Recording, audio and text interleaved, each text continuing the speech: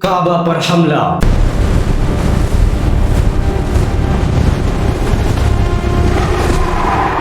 کعبہ وہ گھر جس کی طرف دنیا کے 1.5 ارب سے زیادہ مسلمان ہر روز 5 بار رخ کرتے ہیں، جس کے گرد لاکھوں لوگ آنسوؤں کے ساتھ طواف کرتے ہیں، جسے دیکھ کر دل بھر جاتا ہے۔ جب کوئی انسان کعبہ کو ایک بار دیکھ لیتا ہے تو پھر پوری دنیا کو بھول جاتا ہے۔ لیکن کیا آپ جانتے ہیں کہ کعبہ کی تاریخ میں ایسے لمحات بھی آئے جب مکہ کی گلیوں میں خون بہا تھا، جب مسجد الحرام کے اندر تلوار چلی تھی، جب وہ پتھر جسے مسلمان حجر اسود کہتے ہیں اٹھا کر لے جایا گیا اور 23 سال تک واپس نہ آیا؟ یہ کہانیاں کتابوں میں بند ہیں، اکثر لوگ انہیں جانتے ہی نہیں۔ آج ہم تاریخ کے وہ 5 واقعات کھولیں گے جب اس مقدس زمین پر آنچ آئی۔ کچھ واقعات آپ کو حیران کر دیں گے اور کچھ واقعات آپ کو غمگین کر دیں گے اور کچھ واقعات آپ کو یہ سوچنے پر مجبور کر دیں گے کہ کعبہ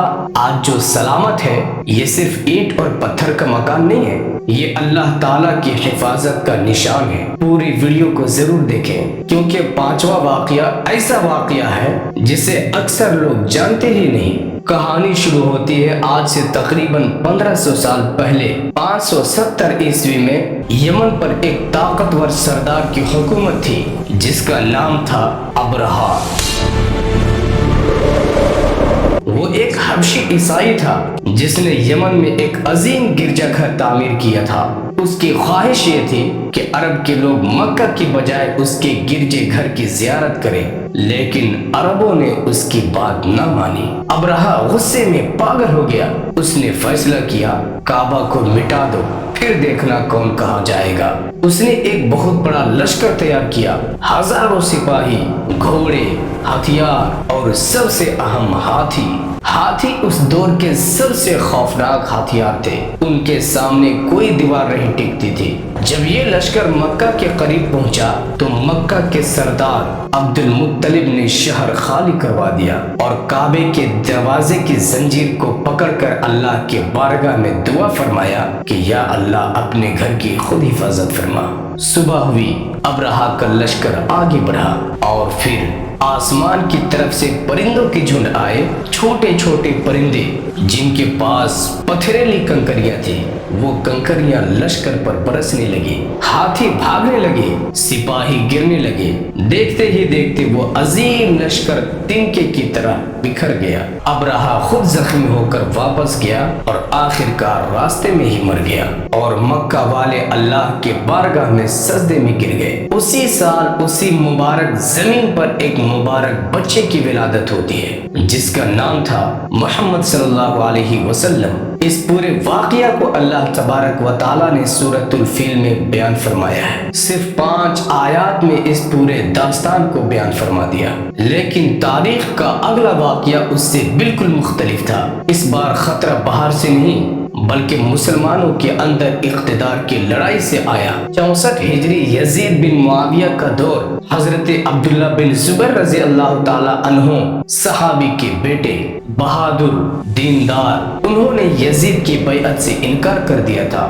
وہ مکہ میں تھے، وہاں سے انہوں نے اپنی حکومت قائم کی۔ اموی لشکر نے مکہ کا محاصرہ کر لیا۔ مورخین کے مطابق اموی فوج نے مکہ پر منجنیق سے پتھر پھینکے، کعبے میں آگ لگا دی گئی، کعبے کا غلاف جل گیا۔ یہ وہ منظر تھا جسے دیکھنے کا کوئی مسلمان تصور بھی نہیں کر سکتا تھا۔ حضرت عبداللہ بن زبیر رضی اللہ تعالی عنہ نے کعبے کی مرمت کی اور اسے دوبارہ تعمیر کیا، حضرت ابراہیم علیہ السلام کی اصل بنیادوں پر۔ یزید کے مرنے کے بعد اموی لشکر واپس چلا گیا، لیکن کہانی یہاں ختم نہیں ہوتی، کیونکہ دمشق سے ایک اور شخص آنے والا تھا جو اسلامی تاریخ میں سیاہ حروف سے لکھا گیا۔ اس کا نام سن کر مکہ کے بڑے بڑے سردار کانپ جاتے تھے۔ اموی خلیفہ عبد الملک بن مروان نے حجاج بن یوسف کو مکہ بھیجا حضرت عبداللہ بن زبیر رضی اللہ تعالی عنہ کو ختم کرنے کے لیے۔ حجاج اپنی برحمی کے لیے مشہور تھا۔ اس نے مکہ کا دوبارہ محاصرہ کیا اور آخرکار پھر وہی ہوا جو پہلے ہوا تھا۔ منجنیق سے پتھر برسائے گئے، مورخین کے مطابق کعبہ کو بہت نقصان ہوا اور لڑائی مسجد الحرام کے قریب تک پہنچ گئی۔ حضرت عبداللہ بن زبیر رضی اللہ تعالی عنہ نے آخری دم تک لڑائی کی اور آخر کار 73 ہجری میں وہ شہید ہو گئے کعبہ کی سرزمین کے قریب۔ حجاج نے اقتدار سنبھالا، اس نے کعبہ کو دوبارہ تعمیر کیا، لیکن اموی طرز پر۔ حضرت عبداللہ بن زبیر رضی اللہ تعالی عنہ کی تعمیر کو گرا کر اور آخر کار اس نے پورے مکے پر قبضہ کر لیا، لیکن اصل المیہ ابھی ختم نہیں ہوا تھا۔ اب یہاں سے وہ واقعہ شروع ہونے والا ہے کہ جب پوری دنیا کے کوئی بھی مسلمان اس دن کو یاد کرتا ہے تو اس کا دل ٹوٹ جاتا ہے۔ 8 ذی الحجہ 317 ہجری کو حج کا دن لاکھوں حاجی مسجد الحرام میں تھے، سفید لباس میں، آنکھیں نم، دل میں اللہ کا ذکر تھا، اور پھر گھوڑوں کی ٹاپیں سنائی دی۔ ابو طاہر القرمطی اپنے مسلح لشکر کے ساتھ مسجد الحرام کے اندر گھس گیا۔ قرامطہ ایک ایسے سیاسی اور فرقہ وارانہ گروہ تھا جو اس وقت عرب میں نئے نئے ابھرا ہوا تھا۔ انہوں نے اسلامی شریعت کو رد کیا تھا اور وہ اپنے الگ عقیدہ رکھتے تھے۔ مورخین کے مطابق ابو طاہر نے کعبہ پر یہ حملہ سیاسی اور نظریاتی دونوں کی بنیاد پر کیا۔ مسجد الحرام میں داخل ہوتے ہی انہوں نے تلوار نکالی، حاجیوں کا قتل عام شروع ہو گیا۔ روایات کے مطابق ہزاروں حاجی شہید ہو گئے۔ جو لوگ کعبے کے گرد طواف کر رہے تھے انہیں بھی شہید کر دیا گیا، جو لوگ نماز میں تھے انہیں بھی شہید کر دیا گیا، جو لوگ زمزم کے قریب تھے انہیں بھی شہید کر دیا گیا، اور زمزم کے کنویں میں لاشیں ڈالی گئی، اور آخر کار کعبہ لوٹا گیا۔ اور پھر ابو طاہر نے ایک ایسا کام کیا جسے مسلمان کبھی سوچ بھی نہیں سکتا تھا۔ اس نے حجر اسود کو کعبہ سے اکھاڑا اور اپنے ساتھ لے گیا۔ وہ پتھر جسے نبی کریم صلی اللہ علیہ وسلم نے اپنے دست مبارک سے چھوا تھا، آج وہ کعبہ سے باہر جا چکا تھا۔ ابو طاہر نے حجر اسود کو اپنے علاقے بحرین میں لے گیا۔ اس کی خواہش یہ تھی کہ لوگ مکہ کے بجائے وہاں جائیں، لیکن اس کا خواب کبھی پورا نہ ہوا۔ آخر کار 22 سال کے بعد اموی خلیفہ کی زبردست محنت اور کوشش کے بعد وہ پتھر دوبارہ مکہ لایا گیا، لیکن اس وقت وہ پتھر 7 ٹکڑوں میں ٹوٹ چکا تھا۔ آج بھی وہ پتھر چاندی کے ڈھانچے میں جڑا ہوا ہے اور لاکھوں مسلمان اسے چومتے ہیں۔ 20 نومبر 1979 کو فجر کی اذان کے بعد ایک ایسا واقعہ پیش آیا جس نے پوری دنیا کے مسلمانوں کو ہلا کر رکھ دیا۔ مسجد حرام میں ہزاروں نمازیں فجر کی نماز ادا کر رہے تھے۔ اچانک نماز کے درمیان مسلح لوگ اٹھے اور اسپیکروں میں یہ آواز گونجنے لگی کہ مہدی آ گئے ہیں۔ جوہیمان عتیبی، یہ ایک سابق سعودی فوجی تھے، انہوں نے اپنے لشکروں کے ساتھ مسجد حرام پر قبضہ کر لیا۔ یہ واقعہ کعبہ پر براہ راست حملہ تو نہیں تھا، لیکن مسجد حرام کے اندر مسلح قبضہ تھا، جو تاریخ کی سنگین ترین واقعات میں سے ایک ہے۔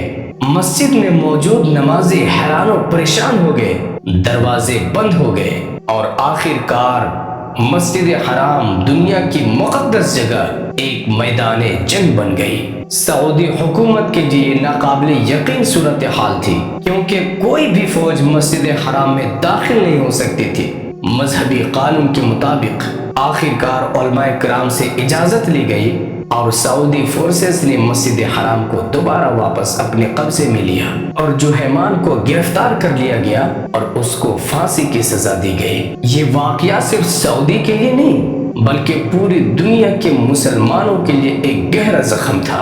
میرے عزیزو، صدیاں آئیں، بادشاہتیں آئے اور گئے، لشکر اٹھے اور بکھر گئے، طاقتور لوگوں نے زبردست کوشش کیا اور وہ ناکام ہوئے، لیکن آج بھی لاکھوں کی تعداد میں مسلمان حج کرنے جاتے ہیں اور مکہ کے گرد طواف کرتے ہیں، حجر اسود کو بوسہ دیتے ہیں، اور آج بھی کروڑوں مسلمان کعبہ کی زیارت کرتے ہیں۔ وہ کعبہ کہ جب کوئی مسلمان صدق دل سے دیکھ لے تو پھر پوری دنیا کی خواہشات کو بھول جاتا ہے۔ میرے عزیزو، یہ گھر ہمیشہ سے آزمائش میں رہا لیکن ہمیشہ سلامت رہا۔ اس کی عظمت کی سب سے بڑی دلیل یہی ہے کہ لوگوں نے اسے مٹانے کی کوشش کیا مگر اللہ نے اپنے گھر کی حفاظت خود فرمایا۔ میرے عزیزو، اگر آپ بھی اسلامی تاریخ کو بالکل آسان الفاظ میں اور حقیقت پر مبنی دلچسپ انداز میں سمجھنا چاہتے ہیں تو میرا چینل اسلام پوڈ کو سبسکرائب کریں